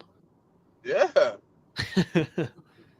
And like I said, if it doesn't work with Jair Alexander, we have that hedge with Michael Carter who can really play anywhere on, well, not anywhere. He doesn't play outside, but like, you know what I mean? He can play slot. He can play safety if needed. I think Howie Roseman did a great job addressing these needs. And like, is this the team in the NFC? Absolutely. This is absolutely the team. Offense finding their stride right before the bye week. We're getting guys healthy. Howie Roseman makes these haymaker moves without giving up, too much capital for the future. This is why Howie Roseman's My the only best GM in the issue with league. Howie is when he infatuated with somebody, when they become available, he get them no matter what condition they in. Yeah. Like he was like, yeah, I thought about trying to acquire him 2 years ago. Then when he went to the Ravens last year, I was like, that's a nice acquisition. Then when he came available, I was like, basically, I got to see what he got left. Shit. Yeah. Yeah. I mean, Yeah, he was one. Howie like that though. When he become infatuated with a player, when they become available, they will be an Eagle. Yeah. Yeah. Yep. Jalen Phillips too. I mean, he was a guy that we were very high on in the draft process when he was coming out of UCLA, and having that Vic Fangio half season, helped too, because he knows Vic's system, Vic knows him, and that made it a no-brainer. But the compensation was late round third, practically a fourth round pick. So for a guy like that, I'm stoked, absolutely stoked. Mm-hmm. And he does this. This is the Howie Roseman we know. Being aggressive at the trade deadline. This is the Howie we know. And like I've seen a lot of discourse about the trades too. People saying, "Oh, well, he should have addressed this in the offseason." Well, maybe it was a bit of a stretch projecting that, the young guys that we had to, succeed what we lost from last year. Maybe that was a bit of a stretch projection, but at least Howie Roseman's going to correct that before it becomes an issue in January, when we need to lock in. So I don't hate him, going out and making these moves, to stabilize CB2, to shore up the edge rusher position, shore up the pass rush. I was a little confused though, because I was like, when they went and got Michael Carter, I was like, okay, Coop going outside or whatever. And then they went and got Jair. I'm like, okay, now what's the damn plan? Like, why did you go get two cornerbacks? Like, are you like, let's see if this works, and if this don't work, then we move Coop outside and we move Carter inside. Then it's like, okay, but what if it does work? Now you just got Carter riding the bench as the third nickel in the room. Yeah. Yeah, but I mean, we're not paying, his salary at least for this year. But it ain't no money. It just don't make sense to me. It just didn't make sense to me because I was like, okay, well, you could have maybe, I don't know what you could have. Oh, Michael Mayer could have been nice. You know what I mean? Yeah, but they're high on Grant Calcaterra, regardless of his blocking. I don't give a fuck who they high on. They wrong. Shit, Grant Calcaterra is a pass catcher. Yeah. Yeah, outside of that, he's cheeks. I know, but they believe in him, so hey. No, that's Jalen Hurts. It's just somebody that you know how we are, bro. Once you content with somebody, sometimes you just hold on to them. They're like, oh, we got Dallas Goedert, so Grant is just a good backup. Yeah. They wasn't going to move off Michael Mayer. I mean, watching the game now, they love their two tight end set. Yeah. we could have had Michael Mayer early in the off season. That's true. Yeah. And we didn't pull the trigger. Went for Harrison Bryant ass. Yeah, like what the hell? But yeah, no, I think I give Howie Roseman an A. Yeah. For the trade deadline. Yeah, our teams came out with an A. I think there's 3 teams that came out with an A. Jets, Eagles, Seahawks. Yeah. Yeah, the Seahawks. I like that move too. Shaheed trade, yeah. I like that. And they're a team like the NFC has been so wide open with teams just like, 1 week it's the Lions, 1 week it's the Packers, this week it's the Seahawks. Like the Seahawks have quietly been nice. That pick tell you how much they believe in Sam. Yeah. Yep. Yeah. Hey, we're gonna get you another piece to help you out because we know you only got JSN right now. That shit ain't really enough to be sustainable. So let us go get you a big hitter, you know what I mean, and Rashid, who can easily go for 70 on a fucking drag route. Right. And then when Cooper Kupp comes back, you have that 3-headed monster in the wide receiver room. Like that's he wasn't looking good in the offense, but I wonder what he looks like when he gets back. Yeah. Right. now that they kind of rolling a little bit. I think when he was struggling, the whole offense was kind of struggling outside of JSN. Yeah, I mean, we'll see what it looks like, but they're a team that definitely, I think they're kind of, going for it. I think obviously the Eagles, we're always going for it. The Colts pushed all of their chips into the table; they're all in, and I think the Seahawks, they didn't have to push all their chips in, but they made a move saying they didn't push all their chips in. I think this Rashid Shaheed trade helps JSN break that freaking record. Yeah. I mean, Rashid Shaheed's going to get his, but that's going to pull a safety or two off of JSN a couple times a game. Yeah. You know what I'm saying? I mean, if you don't, then you just get hit across the head a couple times. Bombs over. Baghdad. Yeah. Yeah. Yeah, it's gonna be fun to watch them for sure. Yeah, and hey, potentially we run into them down the line in January. You'll probably see them in January. Their defense is awesome. I like my chances against Sam Darnold in a playoff game, though. Jalen Phillips coming at him in the link. Yeah. Stadium Pulse going to be 10 out of 10. And Jair pick. No. I don't think there's really any other trades that were massive, were there? That we thought was going to make a difference? Not really. No, that was pretty much, the bulk of it. I mean, you had Trevor Penning go to the Chargers. Yeah, he's super cheeks, cheekery. He came at a Band-Aid line. That's it, because of Joe Alt. Yeah, Joe Tryon is doing nothing for the Bears, really. Yep. The Bears were active, but they didn't get anything. No. They were trying to get Jermaine Johnson, but the Jacoby Myers trade to the Jags. Yeah. I like that move. It's cool, but yeah. The only reason I care about the move is because BTJ is down, and I think Travis Hunter down too. So. Yeah, Travis is on IR. Yeah, he is. Yeah, I like it. I like the aggression to try to go ahead and try to salvage something a little bit here. And Jacoby Myers is a nice player. He's nice. Yeah, he's decent. Yeah, he's a nice player. He's cool. He's going to go there. Definitely, he's good enough to go over there and make an impact right away. That's for sure. Yeah. Mm-hmm. Yeah, obviously. Yeah, there's. So I think it makes a difference for them in playoff picture. Probably not, but it's cool. No. But what it does is it keeps them in playoff picture. I mean, in 4 weeks. I mean, he's good. I mean, what is he? Wide receiver 3, 4? 3 probably. Probably 3. Mm-hmm. I don't think they're just gonna phase Trav out like that when Trav come back. No, but it gives them flexibility that if they want him to play more corner, they can. Yeah.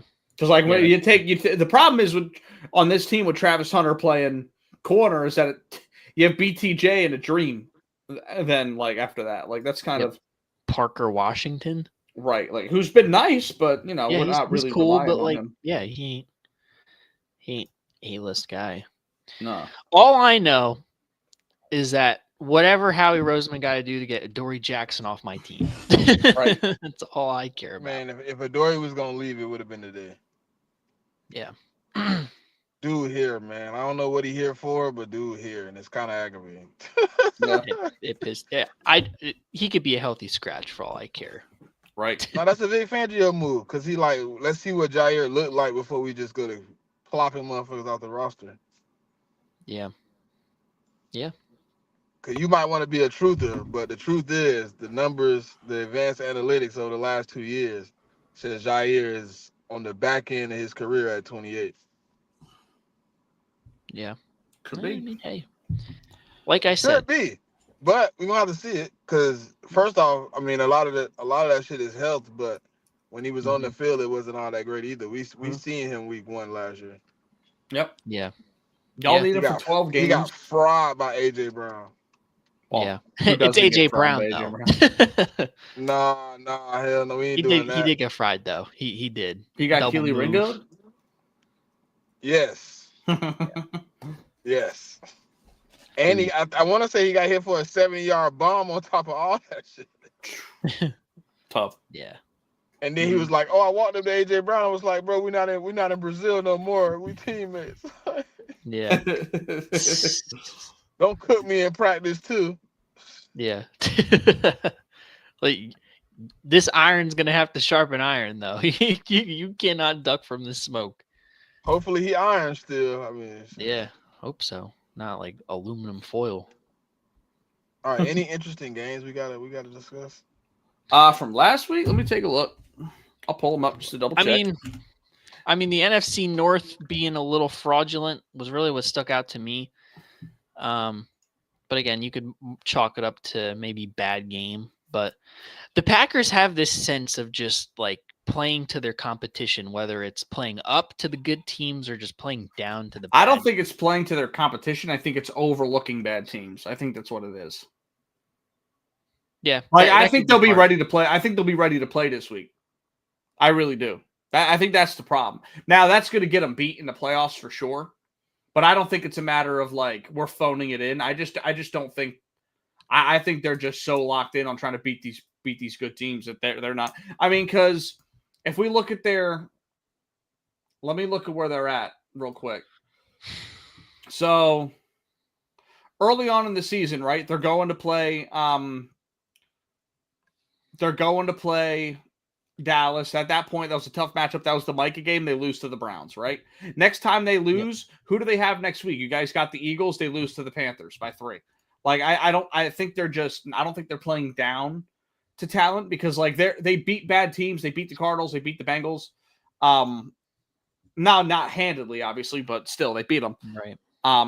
I just think that they're so hyper focused on these big games that they got because they don't have the easiest schedule in the world that they just overlooked a couple teams. Yeah, yeah, but I mean, but that will get them beat at some point.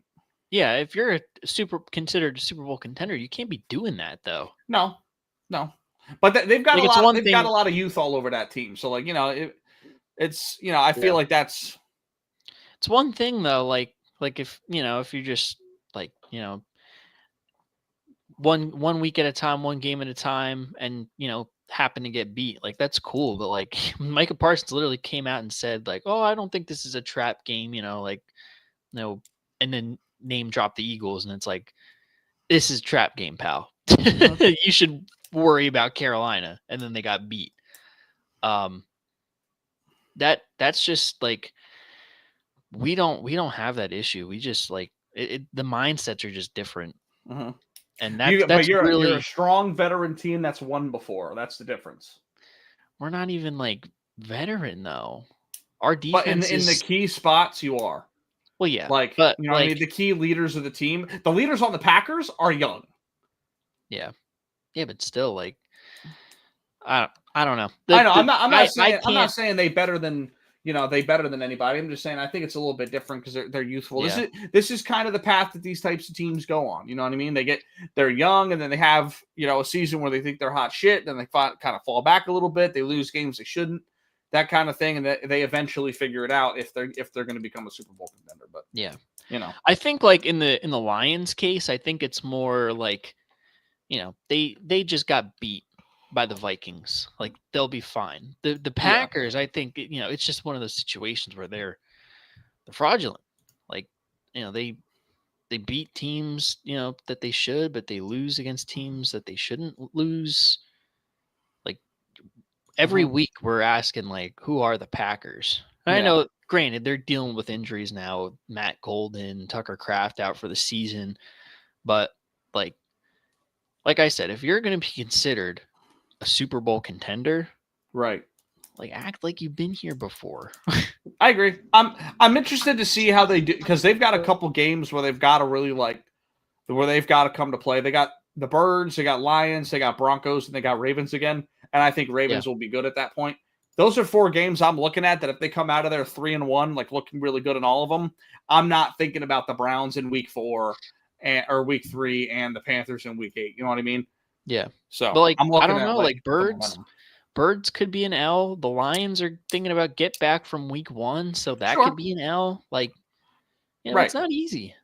No, but like I mean, them getting beat by those teams, even if they go 2-2 in that stretch, doesn't tell me that they're fraudulent. It tells me that they got beat by teams that are on their level.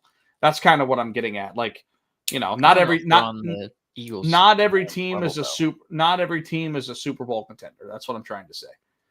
Yeah, which is fair, but again, like they've been a buzz team. I don't think people talking about how big that Tucker Craft injury really is. Oh yeah, that's a big Yeah. That's tough. Yeah, that's and he was balling out. Like Luke Musgrave's cool, but like Tucker Craft was different. yeah. Tucker Craft's legit. Rip my fantasy team. Yeah, but that's kind of where I was at with it, and then just the rest of the hate watch over the bye week. All of our ops taking L's. Yeah, it was nice. Yeah. Pitt getting that win at home against Indiana is nice. That forced some 5 turnovers. I think obviously winning the turnover battle by 5 and only winning by 7. That's kind of what I'm looking at is like, you should if you got 5 turnovers, you probably should have blown them out. Like they ran the ball horribly against Indianapolis. I think that's a little bit of fool's gold. I think Pittsburgh's more fool's gold than the Packers for sure. But yeah, that was an interesting game. The other one too, and we don't have to spend much time on it because I think we're all in the same boat here. Do you guys care that Buffalo beat the Chiefs? No. Yeah, I don't really give a shit either. Yeah. No. They do it all the time. Yeah. Yeah. If this happens in January, then I'll care. But I don't care. Yeah. I mean, November. Pat for the first time in his NFL career had under 50% completion. That's that. I guess that's something. Yeah. They had good pass. The Chiefs, it's just I don't know. I think they're missing something in the run game. Yeah, they got to get creative with that. I'll give them credit. They get the most out of that Pacheco, Kareem Hunt, Brashard Smith room, but they need like a Breece Hall. Should have gave me a third type player. They could have. Should have gave me a third. Yeah. But like they're just missing something there. And I think like if you're looking at them in January in a playoff matchup and you're like a Buffalo or like an Indianapolis, like that's a point of emphasis that you're going to want to attack. And that's pretty much that was our game plan when we played them in the Super Bowl. Like stop the run, force Patrick Mahomes to, step up in the pocket and keep that contained, and like they're cooked. Yeah. What do you guys think about the Dolphins firing their GM and letting Mike McCarthy play out? I mean, not Mike McCarthy, Mike McDaniel. Thank you, Miami. Thank you for Jalen Phillips. That's what I think about it. I mean, your intern. I mean, they both would have gave him up, but I don't know. Chris Greer. I mean, he's been there like 10 years. Yeah, and has put together like a really good roster. I didn't see the point of firing him. I don't know. They gotta do what you guys did and just pull the plug on everything. I agree. I know for Tua, like it's gonna kind of be tough just because the dead cap hit is like $99 million.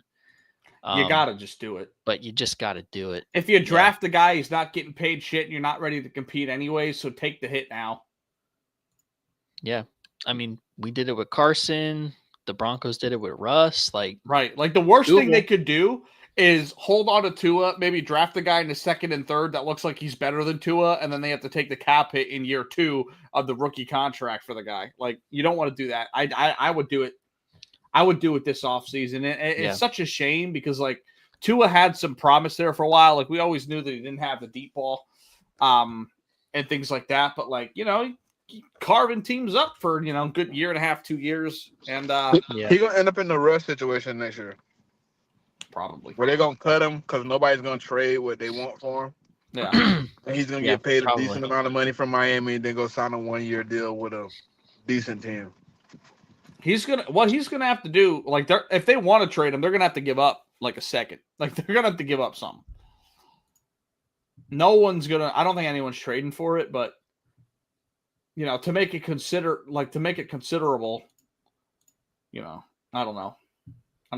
And it's a shame because, like, I would imagine Tyreek's not coming back to this team with everything going. Tyreek may not come back to football, but Yeah. we'll see. It's No, he'll definitely be back to football. yeah. It Probably. just won't be on the Dolphins. Yeah, you're right. You think? Yeah. Where do you think? Oh God, that's a They're gonna conversation. release him. Kansas He gonna be City. listen, they're gonna release him. Watch. Yeah, probably. He's gonna go crawling back to Kansas City. That'll Yeah. be nasty. One That- year with what they flyer. have, I don't even think they need him with what they got, bro. No, they don't. But I mean, he's been. Nah, on he ain't going record back to saying- KC. I don't see a spot for him in KC no more. They found Rasheed Rice. Hollywood Brown spot. That's where he's going. Nah, he's not willing to do that. Yeah. They don't even want the headache. They know he's not willing to be a wide receiver 3. I don't think he'd be a 3. That's the thing. I think they would use. I think they would use Xavier. Where they at young. They got Worthy. They got Rasheed. They got the. Didn't they just draft the receiver too? I mean, not anyone really of note. I mean, Tyquan Thornton's been good for them, but it's like No, not him. Not him. The one they just drafted. let me look. I have no idea. He might be a 4th or 5th rounder, but he's a notable name for that draft class.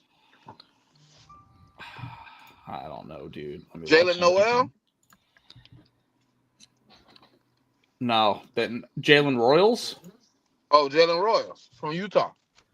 4th round pick. I don't think if they're gonna get Tyreek Hill for cheap, I don't think they give a shit that they drafted him in the 4th round. My thought would be if they bring in Tyreek Hill, Hollywood Brown will be gone and they'll utilize Xavier Worthy as more of a mixed like running back receiver kind of vibe.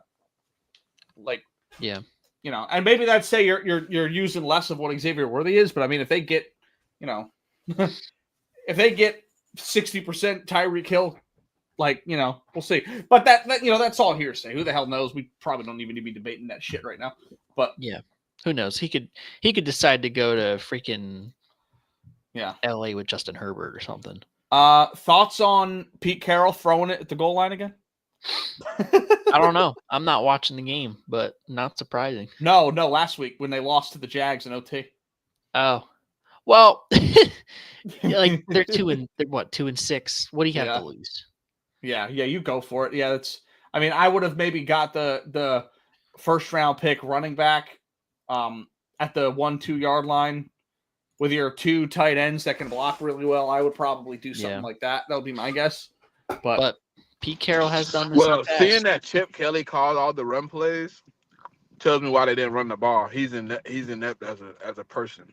Yeah, I agree. Chip Kelly. That's where you stop right there. You didn't hear what he said like 3 weeks ago when they were like, why isn't Genty getting carries? He's like, oh, we're doing like a NBA type thing. We're low management. For a 1st round running back? Chip Kelly pissed me off, bro. He pissed me. I'm glad he's over there fucking with some other organization. He ain't fucking with our team no more. Yeah. He pissed me off. Mm-hmm. Listen, I was like Kyle today back in 2013, 2014. I was in hell. Last thing I want to talk about, because it's kind of current before we go into like next week's games. What do you guys think of Denver? Like, where are they on your radar? Because it's kind of like I believe in them. Oh my god, am I about to get my RG Harvey touchdown? Never mind. Like Bo Nix is so turnover prone, but he's so great in the 4th quarter. The defense is awesome. Like, where do you guys gauge Denver? Because to me, it feels like they should be winning games more handily than they are. Like, are they the Vikings of last season? Potentially. I kind of look at them similarly like how I looked at Green Bay, except Denver just finds ways to win. And like that's to an extent a good thing, but also not sustainable at the same time. No, definitely not going to punish them, but it's like, you know. Right. Like it's a 1 possession game and they just happen to find a way to win. Like it's cool to win, but like, you know, we can't, that's not a sustainable way of winning. It'll ultimately catch up with you. And I know that firsthand because we were like that too in 2023. Not saying that the Denver Broncos have the same issues that we did that season, but right. yeah, I mean, like you want to assert your dominance in games against good teams, and if you're just squeaking by, winning games, the odds will tip out of your favor eventually. So all those one score But is games that that you were offense winning, really built to beat anybody like bad? Like, not really. I don't think so. My favorite part of their offense is their line and the 2 running back combo that they have. I like that a lot. I I just feel like they built to me, bro. The reason they're not blowing teams out, their offense is built to score like 20 to 24 points a game and let the defense win. yeah. Yeah. We've seen that we've seen that work in the past. The question is the defense good enough to do that? Like 3-4 weeks in a row in the playoffs, or like is the offense going to hold up enough? Because they have the coach, like the coach to scheme them enough points in a playoff game is probably there. It's just a matter of is Bo Nix ready for that kind of thing. And like I like Cortland Sutton. And Evan Ingram's nice. They don't utilize him as much as they should, in my opinion. Yeah. It's tough because I think they could have the horses if they used them correctly, especially with that defense. It's just I still think they need another receiver, though. I agree. I think they need another like a Jacoby Myers would have been a nice trade for this team. Yeah. Like that would have been nice. Yeah. But they're not going to do that in division, obviously. But or Rashid Shaheed for this team would have been nice. Yeah. Like, yep. But if they like what they have, if they're 7-2, if it ain't broke, they'll fix it. It's not like Denver's got to win this year. You know what I mean? That's not really where they're at. So, right. I mean, I know I said at the beginning of this year that they were my team to like really surprise everyone. But a lot of people Denver were on wide that. receiver one bad. Yeah. Cortland a good 2. I think it's a great 2. Yeah. I just don't. He top tier 2. Yeah. But they low need tier 1. Low tier 1. They need a 1. Yeah. They need a 1. Yep. Mm-hmm. Yeah, maybe we'll see. But I think they're probably a wide receiver away, and maybe like some more Bo Nix development. Because they've got a lot of things in place. It's just they gotta figure out the passing game of it, the consistent passing game. That's really it. Because like I like Troy Franklin, I like Pat Bryant, I like Evan Ingram. It's just like they're not. I don't think they're enough without having a certified one. Or like if they had a guy that was on the caliber of a Cortland Sutton too, like 2 guys that are like low tier ones, that's nice as well. Like I don't think they need to go out and get a Mike Evans. You know what I mean? But like, yeah. Because you have Evan Ingram, you have Cortland Sutton, and say they go get a Chris Olave, like that's a nice 1, 2, 3. Yep. So, but I don't know. We'll see. Yeah. A lot of the time, talents wins you Super Bowl. So maybe they do want to go out and get a guy like that. So we'll see. But fun team to watch, though. Facts. Yeah. Yeah. Weird team to watch. All right. Let's get into these games, huh?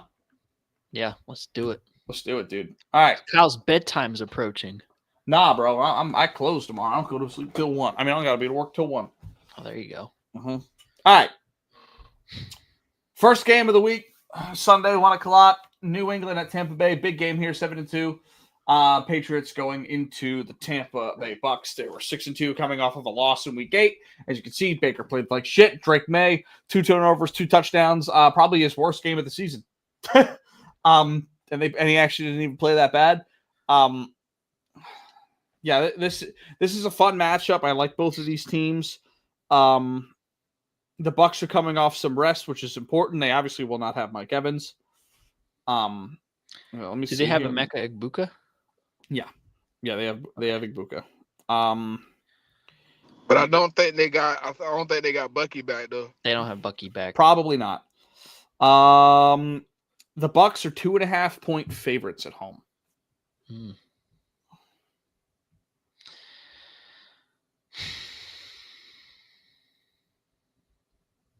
This is a tough one. See, both of these teams have been playing great. Call me crazy, but I think I'm going to take Patriots spread. Call me crazy. I think I'm going to do it. Yep. What you got, Smitty? I think it's a close game. Mhm. I think Mike Evans and Bucky Irvin being out is just a little bit making me want to lean towards the Patriots, but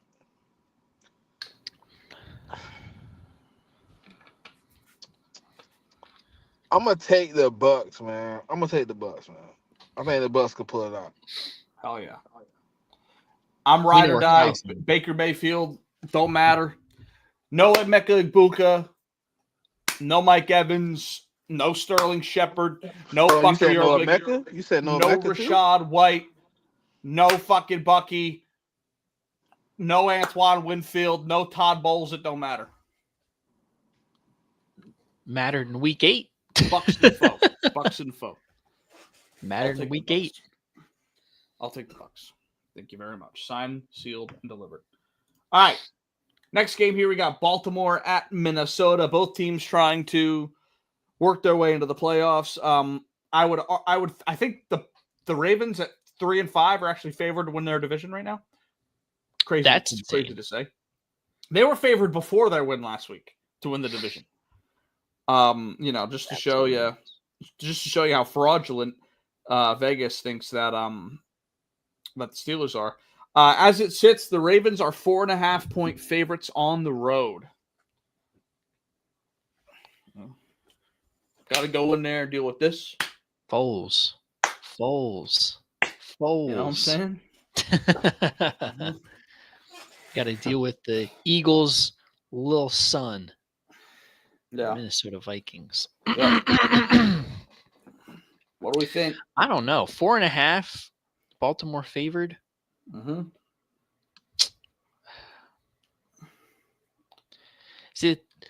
I don't know what to think of Baltimore because, like, you think of Baltimore having such a great defense, but their defense has been horrible this year. Right. And Lamar hasn't really been, I think again, call me crazy. I think I'm going to take the Vikings at home to cover. I think the Ravens could win in a close game. Yeah. I think Brian Flores could dial up something to rattle Lamar Jackson. The blueprint's kind of out there, similarly to like Mahomes. If you just like play the contain and don't let him, break contain, like he can be stopped. I don't know if their defense is gonna be good enough. I mean, granted, JJ McCarthy's a rookie, but like, he was solid against the Lions enough to beat them. They got some weapons. Aaron Jones is back. Like, I don't know what Baltimore is. Not saying that they'll lose this game, but at 4.5, I think I'm going to take Minnesota. Yeah. I'm going to take Baltimore. That one, they have to have it more for sure. And I think they want to have it. Baltimore is going to give every team their best stuff every single week because they need to. And Lamar Jackson had the contain on him last week. He ran for less than 20 yards. He went 18 to 23 for 204 and 4 tuds. So for that reason alone, I'm going to. Brian Flores can dial up pressure though. For sure. Yeah. It's definitely not going to be that. It's not going to be that pretty. Yeah. But I'm not saying that Baltimore loses. No, but they could. But I hear you. I think they'd win in a close game. I like regular season Lamar Jackson versus a rookie JJ McCarthy. JJ McCarthy's actually been fun this season when he's been healthy, but I don't see it here. I think it's going to be a pretty comfortable Ravens win. I'm riding with the Ravens. Lamar Jackson coming into this game is the highest rated quarterback against the blitz, and Brian Flores is gonna bring it. I think last week kind of showed you that they kind of getting it back together a little bit, and I think them adding a pass rusher in this trade deadline is gonna help them, solidify that defense a little bit more on the Ravens side. So I got the Ravens winning this one, and I got them covering. Oh, yeah. All right, cool. On to the next. Game 3. Big NFC West game here. LA 6-2 going into San Francisco 6-3. It is the afternoon slot of the NFL this week. Matt Stafford coming off of 9 touchdowns in 2 weeks. making a surge for the MVP candidacy. Christian McCaffrey having an excellent fantasy week last week, 173 total yards, 2 touchdowns. Still Mac Jones. It doesn't look like it's going to be Brock Purdy, at least I'm not 100% sure on that. But I would imagine he's not playing. As of right now, the Rams are 4.5-point favorites on the road. I'm going to start this off. San Francisco has consistently had the Rams number. Kyle Shanahan beats McVay pretty consistently. They're at home. I feel like this is a game that the Niners will win, and that's really it. It's Kyle Shanahan. It's at home, division rival. He's had the Rams number before in the past. I think Matt Stafford's due for a little bit of a regression week. If he doesn't, that's good propaganda for me because I like the Rams. But yeah, I'll take San Fran this week.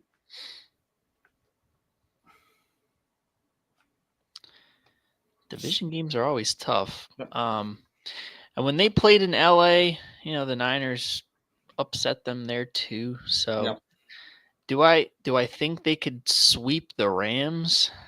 I don't know.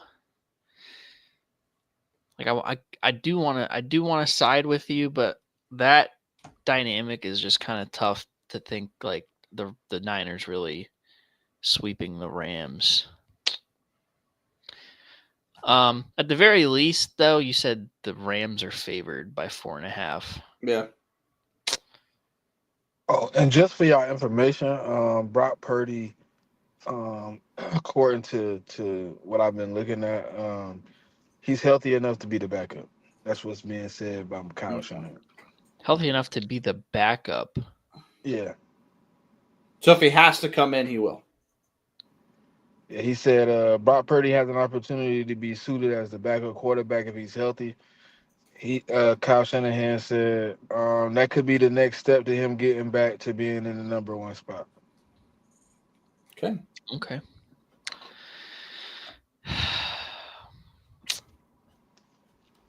I'm riding with the Rammies. Yeah, I'm with you there. I think I'm also going Rams. No. I don't see the Niners sweeping them. I don't. I respect that. But again, division games are always tricky, so it's also 4.5 points, so I can see them losing by no more than a field goal as well. Yeah, that's kind of where I'm looking at. Asking the Rams to beat their division rival, a really really good team, by say 7 on the road, that's kind of tough. Yeah. Another Bo Nix pick. Hey, Bo Nix for a pick 6. All right. Next one. Pitt at the Chargers. Pitt's 5-3. LA is 6-3. LA is now out. They're without both their starting tackles to start the season. They're out. Rashawn Slater's been gone now. Joe Alt's done for the season. Brutal, dude. A team that just gets destroyed by injuries every single year. It's tough. Pittsburgh is mostly healthy. Aaron Rodgers has really done everything. He's held up his end of the marriage for sure between these two. Yep. Stay out of the headlines. Come in there, play solid, complimentary football, and do his thing. Really, it's been the Pittsburgh defense. It's kind of been lackluster over the course of the season. But they picked it up last week. So. Right. Yep. This is Sunday Night Football. Let's see the spread here. The Chargers are favored by 2.5. Oh my God. Gino just threw one in the bread basket and fucking Thornton dropped it. My God. That would have been an easy field goal.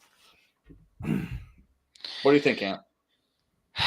Man, I don't know. I like this spread.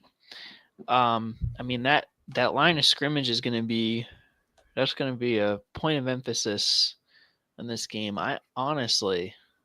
Quite honestly, I think in LA, I think I'm going to take Pittsburgh.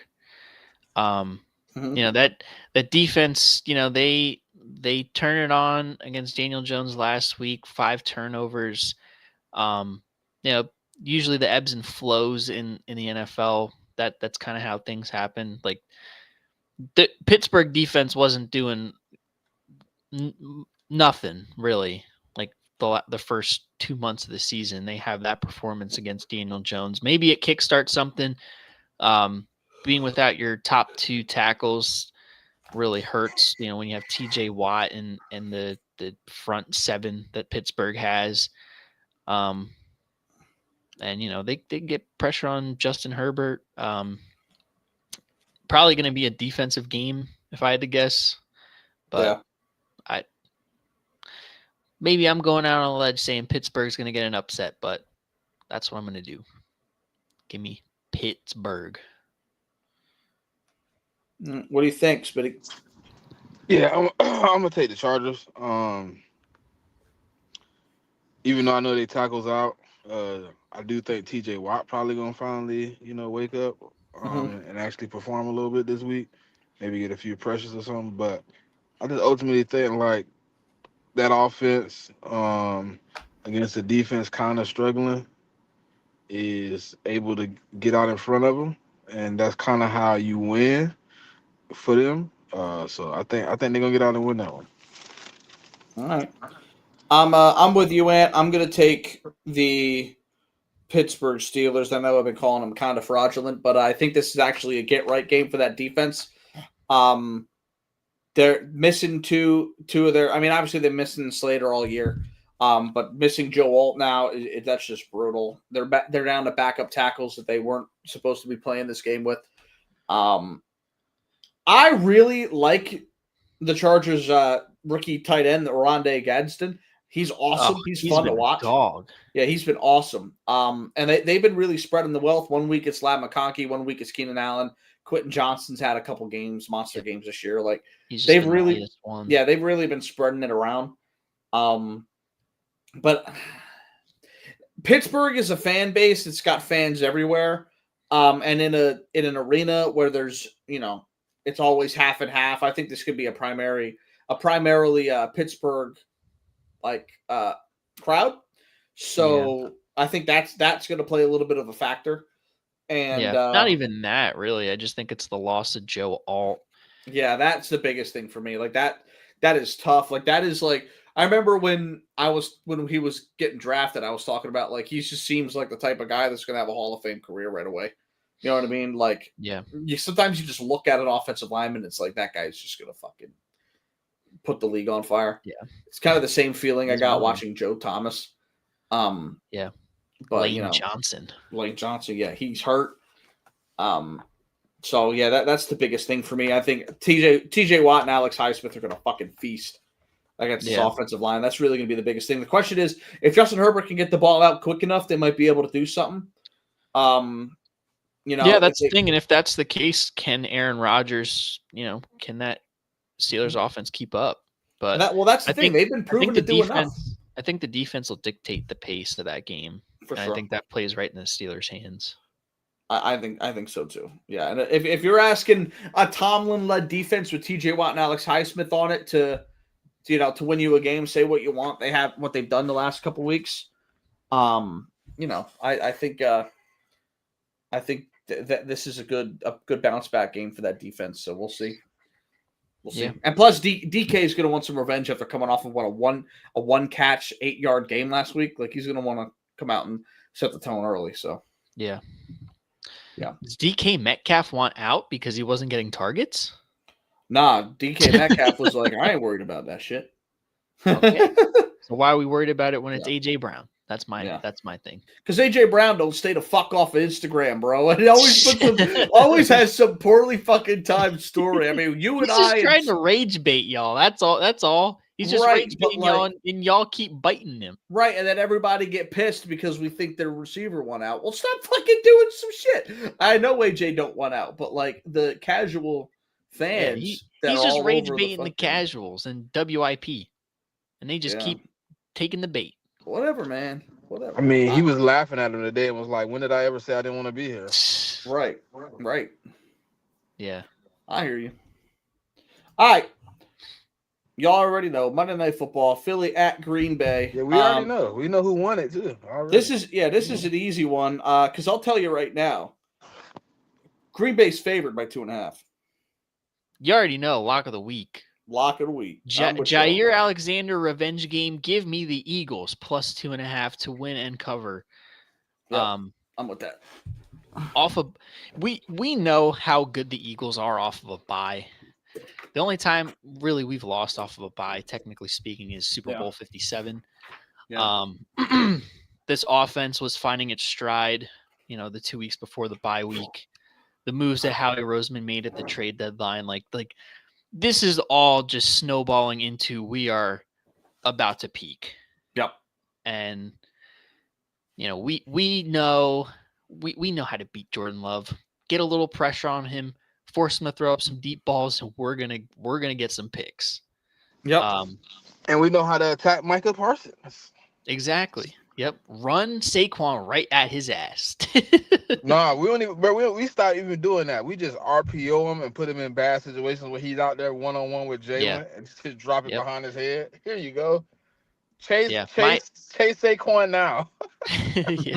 My favorite play is that RPO where Dallas Goedert is sneaking out in the flat.